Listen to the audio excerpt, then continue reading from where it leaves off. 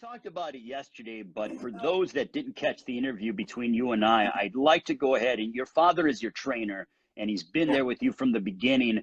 He's had his fair share of health problems. Thankfully, he's okay. I saw him, giving you instructions yesterday, but he had a battle to do with COVID-19, and I believe that there were twice where it didn't appear as if he was going to make it. And lo and behold, he's still here, and he looks in very good standing and very happy with, being around training camp. Yeah, of course. Yeah, we almost lost him. He had COVID. He got intubated. He started breathing. So he was doing really, really bad. His lungs were failing. His heart was skipping beats. It stopped. And today I took him to the hospital. His heart stopped. So he coded. He coded twice. They brought him back to life. And there was this one day that they talked to the doctors. Louis, the one that takes care of my dad, he talked to the doctors, and the doctor said that they didn't think my dad was gonna make it. So Louis went and talked to us, and he told us what was going on, that my dad's lungs were failing, that his heart was skipping beats, that everything was going bad with him. So, like I said, I got in my room, I started crying, bringing memories with my dad, how, he took me to the gym, and how he was always with me everywhere we went. He went with me to the gym, to meetings, to interviews, to everything. He was there with me. And yes, he is thinking about my dad not being there with me no more, coming to the gym, going to the fight, screaming at me, I was just, letting everything out. I was crying and just, bringing back good memories from my dad, because they told us he wasn't going to make it. So I just prayed to God. I said, God, give him the strength to make it. Please make a miracle. And thank God he did make a miracle. My dad made it. He started getting better little by little. And, like to this day, I still believe it was a miracle. Well, your dad is absolutely a fighter without the shadow of a doubt. I mean, you could tell that he's instilled that in you and your brothers as well. There is such a special bond between you and your father. We see a lot of successful father-son combinations in boxing, but can you tell us about how much your father means to you, and the fact that, you just seem to be so focused and locked in when he is giving you instructions? I saw a great example of that yesterday during your training. Yeah, my dad always been there with me since I was small, since I started boxing. When I was 7 years old, I was always, close to my dad. Wherever he went, I wanted to go with him. He went to the gym with my brothers. I went with him. And that's how I started boxing, because of my dad. He told me that if I wanted to box, and I told him, yeah. So I started boxing. And ever since that day, I went to the gym with my dad. When we used to go play volleyball to the park, I used to be with him. And, I'm always used to being with my dad. My dad was always with me when like I said, when we went to interviews, to when I went to fight, everywhere, me and my dad. So we got a close bond. And, I'm just used to being with my dad. He pushed me really hard. He's the one that told me, never give up. He was always pushing me, hey, go to the gym. When I wanted to give up, when I didn't want to go to the gym no more, he always told me, hey, you want to be a champion, you got to work hard, you got to put effort into it. And thank God, now I thank him every day, tell him, hey, Dad, thanks to you, I'm where I'm at, and I'm always going to be grateful. Well, this is a big moment for you, headlining on pay-per-view against Gervonta Davis, your first time that you are headlining. That has to make you feel so good, knowing that all the years, you've been a pro for 14 years now, and now you are getting that main event pay-per-view opportunity.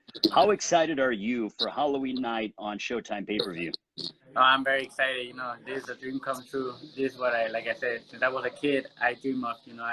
I watch all the big fights. I watch Mayweather, Oscar De La Hoya, Julio de Chavez, Trinidad, being in pay-per-view and the main events. I said, hopefully one day I'll be the main event. I'll be fighting like that.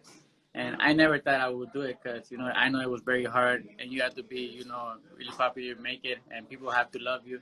But, thank God blessed me. He blessed me with this gift that people love me, that they want to see me, and now there's a big opportunity for me, and I'm going to go out there, give my best. But, I'm also really proud of myself, because I work hard, I dedicated, and thank God I'm here now.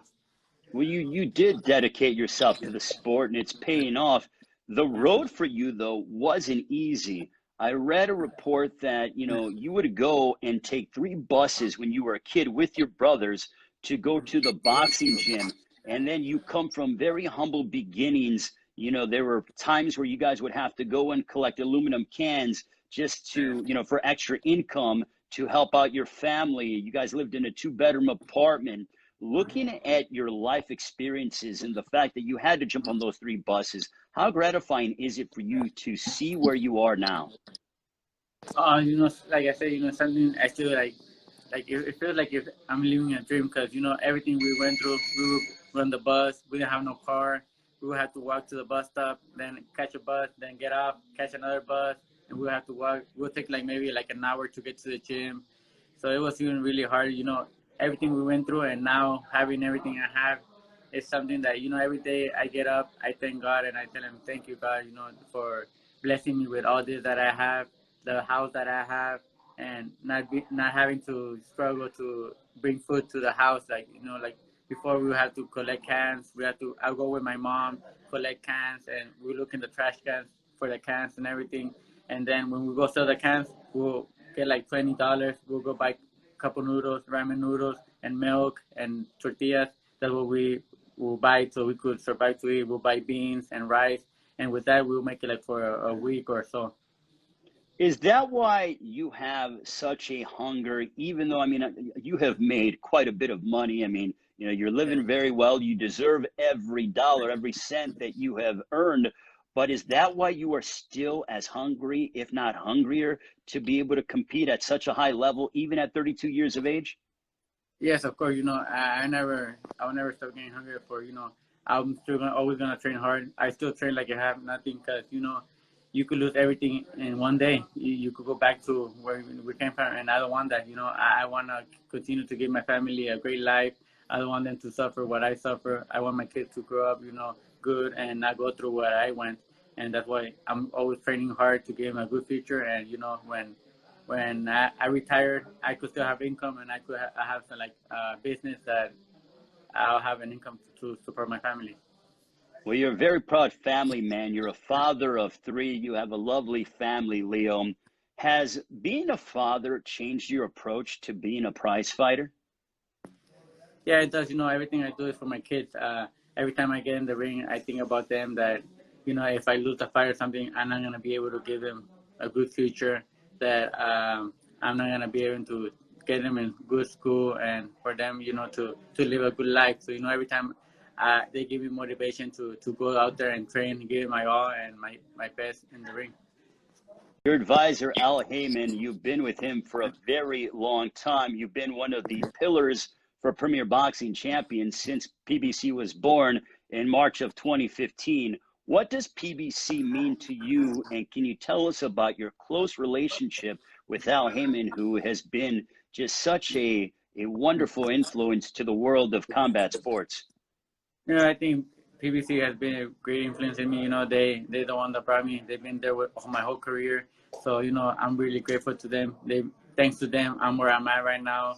They give me all the exposure, the you know, the blessings to put me out there. You know, give me great fights and always give me you know the respect I deserve and everything. And you know, Al Heyman, he's a great guy. You know, he's like a you know an angel that you know was sent from God. That you know ever since I signed with Al Heyman, everything started going great with me. He's been there for me. Whatever I need, he's there for me.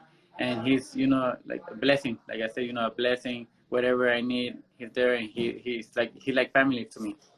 Yeah, I almost feel like with a lot of the fighters that have Al as an advisor, that he's almost like a second father to them. Yeah, yeah, of course. Yeah, he is. He's, you know, he's whatever you need. Like I said, you know, before when, you know, I wanted, my first dream was to buy my mom a house. And when I got good money, there was a really house that my mom loved and she wanted it. And I got it for her and I didn't have the money to the full amount to buy it.